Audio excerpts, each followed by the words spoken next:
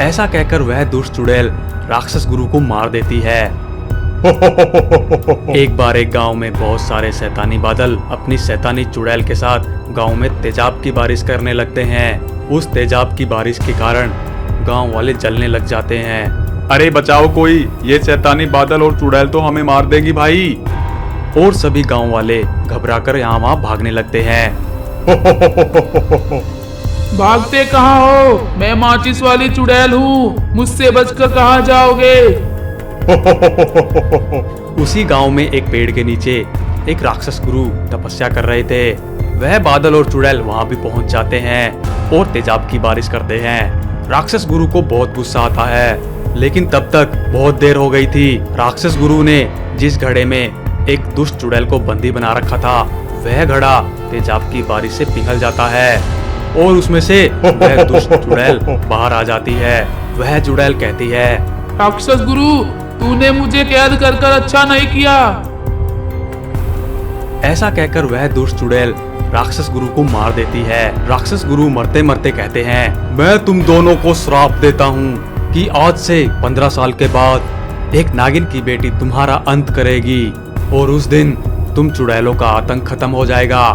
ऐसा कहते ही राक्षस गुरु मर जाते हैं। घड़े से निकली हुई चुड़ैल कहती है, मुझे कोई नहीं मार सकता, आज तक कोई ऐसा पैदा ही नहीं हुआ मुझे मारने वाला। चलो बहन, राक्षस गुरु का श्राप खाली नहीं जाता, हम नागलोक में जाकर सभी नागिनों को मार देते हैं। ऐसा कहकर वे सभी शैतानी बादल और वे दुष्ट चुड़ैलें नागलोक निकल जाती हैं और नागलोक जाकर जहरीले तेजाब की बारिश करने लगती हैं। तेजाब की बारिश से वहाँ के सभी नाग नागिन जलकर मरने लग जाते हैं, लेकिन वह गर्भवती नागिन वहाँ से भागने में कामयाब हो जाती है और वह वहाँ से भागकर हा, हमने सभी नाग और नागिन को मार दिया। धरती लोक चली आती है। धरती लोक जाकर वह एक बूढ़ी अम्मा की कुटिया के पास जाकर कहती है, बूढ़ी अम्मा, मैं बहुत गरीब और दुखियारी हूँ, क्या आप अपनी कुटिया में मुझे शरण दे सकती हैं? मैं माँ बनने वाली हूँ। कहती है, हाँ बेटी, क्यों नहीं, मेरा भी दुनिया में कोई नहीं है, तुम्हारे सहारे मेरा भी मन लगा रहेगा, आ जाओ। फिर वह नागिन उस कुटिया में एक लड़की को जन्म देती है। वह लड़की बहुत ही प्यारी होती है। वह नागिन उस कुटिया में अच्छे से अपना जीवन यापन करने लगती है। देखते ही देखते बहुत साल बीत जाते हैं। लड़की बड़ी हो जाती है। फिर एक दिन वही शैतानी बादल गांव पर तेजाब की बारिश करने लगते हैं और कहते हैं, वाह, चलो भाइयों, कोई भी नहीं बचना चाहिए, देखो सबको जला देंगे और ये गांव खाली करवा लेंगे। देखो वह बूढ़ी अम्मा, उसके ऊपर तेजाब की बारिश करते हैं, बहुत मजा आएगा। बूढ़ी अम्मा शैतानी बादलों को देखकर घबरा जाती है और भागकर कुटिया में चली जाती है। नागिन की बेटी अम्मा से कहती है, बूढ़ी अम्मा, क्या हुआ, आप इतनी घबराई हुई क्यों हो? बेटी, कुछ शैतानी बादल बाहर आए हुए हैं और तेजाब की बारिश कर रहे हैं, मैं तो डर के भाग आई। नागिन की बेटी को बहुत गुस्सा आता है। वह बाहर आकर एक बवंडर से तेजाब के बादलों को भगा देती है। शैतानी बादल घबराकर वहां से भाग जाते हैं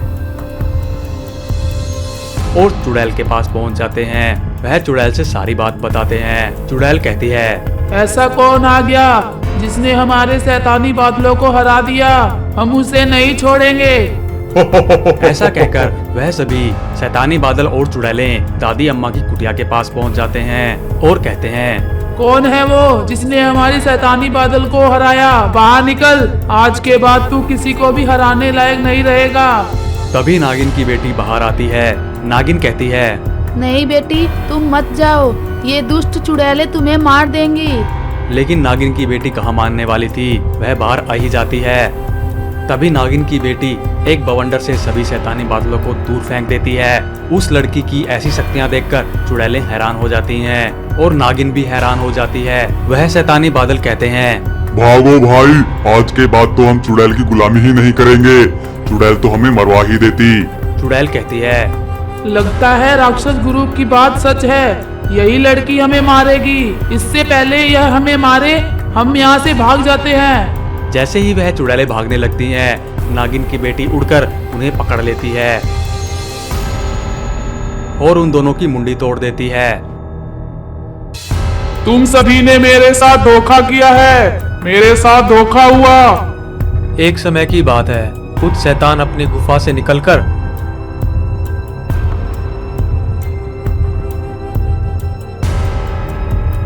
गांव में जाकर मछलियों की खेती किया करते थे। एक शैतान कहता है, अरे भाई, इस बार तो खेतों में मछलियाँ बहुत ही ज्यादा हुई हैं। चलो, चुड़ैल रानी के भोजन का समय हो गया, जल्दी से इन मछलियों को बेचते हैं। ऐसा कहकर वह शैतान मछलियों को लेकर बेचने चले जाते हैं।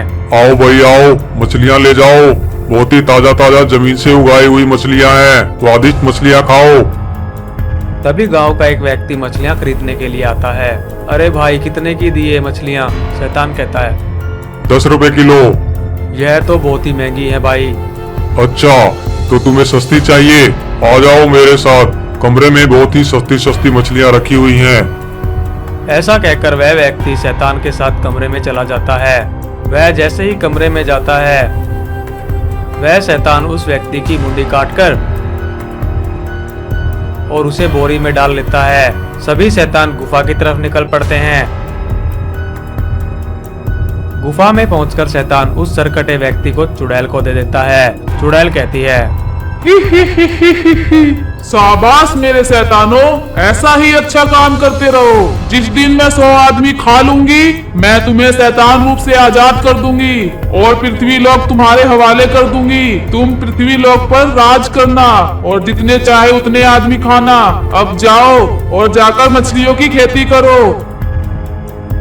ऐसा करते करते बहुत दिन बीत जाते हैं। फिर एक दिन चुड़ैल शैतानों के खेतों में जाती है और एक मछली को उखाड़ कर खाती है। चुड़ैल कहती है, वाह, क्या स्वादिष्ट मछली है। अगर यह मछली इतनी स्वादिष्ट है तो इनकी रानी जलपरी कितनी स्वादिष्ट होगी, उसको भी खाऊंगी।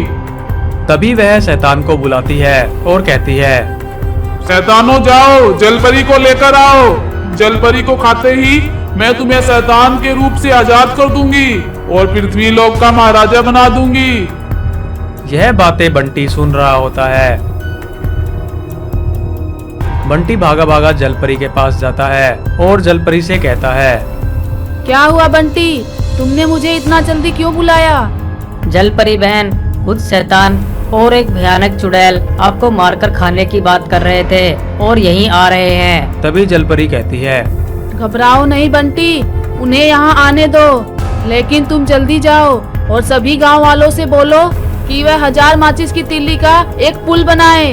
वह चुड़ैल माचिस की तिल्ली से ही मारी जाएगी। ऐसा सुनते ही बंटी गांव भागा भागा जाता है और गांव वालों को सारी बात बताता है। गांव वाले जल्दी से 1000 माचिस का एक पुल बना देते हैं और जलपरी के पास लेकर पहुंच जाते हैं। तभी बंटी कहता है, जलपरी रानी, मेरे पास एक आइडिया है चुड़ैल को इसके ऊपर लाने का। जलपरी कहती है, बताओ बंटी, तुम्हारे पास क्या आइडिया है? तभी बंटी जलपरी के जैसा एक पुतला बनाता है और उसे पुल पर रख देता है। जलपरी यह देख सब समझ जाती है और जैसे ही शैतान और चुड़ैल वहां आने लगते हैं, सभी छुप जाते हैं। चुड़ैल वहां आकर कहती है, जलपरी, क्या बात, पानी को छोड़कर इस पुल पर आराम फरमा रही हो? आओ, जल्दी आओ, अब मेरा खाना बन जाओ। तुम्हें देखकर मेरे मुंह में पानी आ रहा है। तभी बंटी दूर से बोलता है जलपरी की आवाज में, चुड़ैल, मैं वहाँ चलकर नहीं आ सकती, तुम्हें यहाँ आकर मुझे खाना होगा।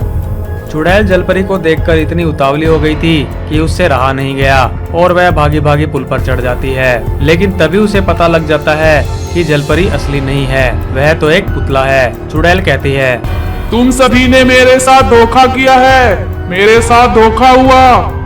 लेकिन इससे पहले कि वह वापस उतरती, बंटी उस पुल को आग लगा देता है। सभी माचिस की तीली एक एक करके जल जाती हैं और चुड़ैल 1000 माचिस की तीली में जलकर मर जाती है। सभी शैतान ऐसा दृश्य देखकर घबरा जाते हैं और वहां से भागने लगते हैं। भाई, चुड़ैल का काम तमाम हो गया, जल्दी से भाग चलते हैं, नहीं तो हम भी मारे जाएंगे। सभी शैतान गांव छोड़कर भाग जाते हैं। जलपरी सभी गांव वालों और बंटी को कहती है, आप लोगों ने मेरी जान बचाई, इसके लिए आप लोगों का बहुत बहुत धन्यवाद।